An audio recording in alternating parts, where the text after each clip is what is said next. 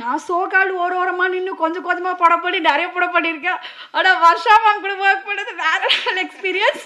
ஏன்னா அவங்க வந்து நான் ஷார்ட் ஃபிலிம்ஸ் ஒர்க் பண்ணும்போதெல்லாம் டேரக்டர்ஸே எல்லா வேலையும் பார்ப்பாங்க.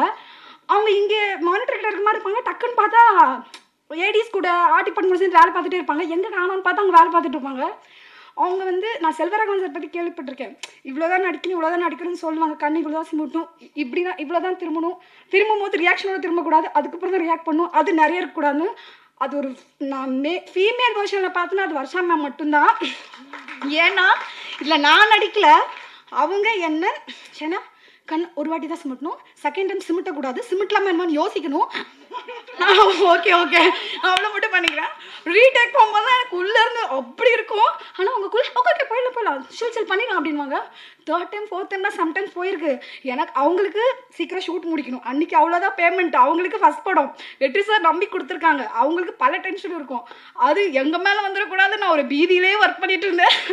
அண்ட் இன்னொரு விஷயம் என்னென்னா படத்தில் வந்து எனக்கு கொஞ்சம் மாடர்னாக நல்லா காமிச்சிருப்பாங்க. அது ரொம்ப ஹாப்பியாக இருந்துச்சு. எல்லாத்துலேயும் அவ்வளோ மூஞ்சி விடோ பொண்ணு சோகமான வீட்டு வேலைக்காரி இப்படியே காமிச்சு ஒன்று இருக்குல்ல ஸ்டீரியோ டைப், அது மாற்றணும்னு சொல்கிறாங்க. எங்கே மாற்றுறாங்க? அது இவங்க மாற்றிருக்காங்க. Thank you so much. அதுக்கு நான் ரொம்ப தேங்க் பண்ணோம். ஏன்னா ட்ரைலர் பார்க்கும்போது ஒரு ஷார்ட்ல நான் வரும்போது அப்புறம் போஸ்டர்ஸ்லாம் என் ஹஸ்பண்ட் பார்த்துட்டு கேட்டாங்க, பரத் பேப் சாரி இல்லை சார் அவங்க அப்படி சொல்லுவாங்க அந்த ஃப்ளோவில் வந்து சாரி நிஜமாக இந்த படத்தில் உன்னை நல்லா காமிச்சிருக்காங்க போலமா. இந்தியன் 2 பார்க்கும்போது சொன்னாங்க, உன்னை இந்த படத்தில் தான் தெளிவாக காமிச்சிருக்காங்க, இருக்கிற மாதிரி காமிச்சிருக்கேன். கருப்பு பெயிண்ட் உனக்கு எதுக்குமா கருப்பா மேக்கப் இல்லடி கருப்புனா இப்படி தானே இருக்கேன், அதையே இன்னும் டல் பண்ணுறாங்கன்னு கேட்பாங்க.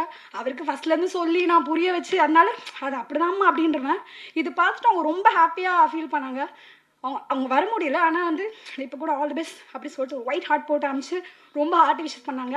அண்ட் இந்த டைம் நான் ட்ராவல் பண்ணக்கூடாது அதை அனுப்பிச்சு வச்சாங்க. தேங்க்யூ பரத். இங்கே இல்லை பட் ஓகே. ஸோ என்னை அழகாக காமிச்சிருக்காங்க, அதனால ரொம்ப ஹாப்பி. இந்த படம் உங்களுக்கு பிடிக்கும். பேட் கேர்ள்னால் அவள் பேட் கேர்ள் இல்லை.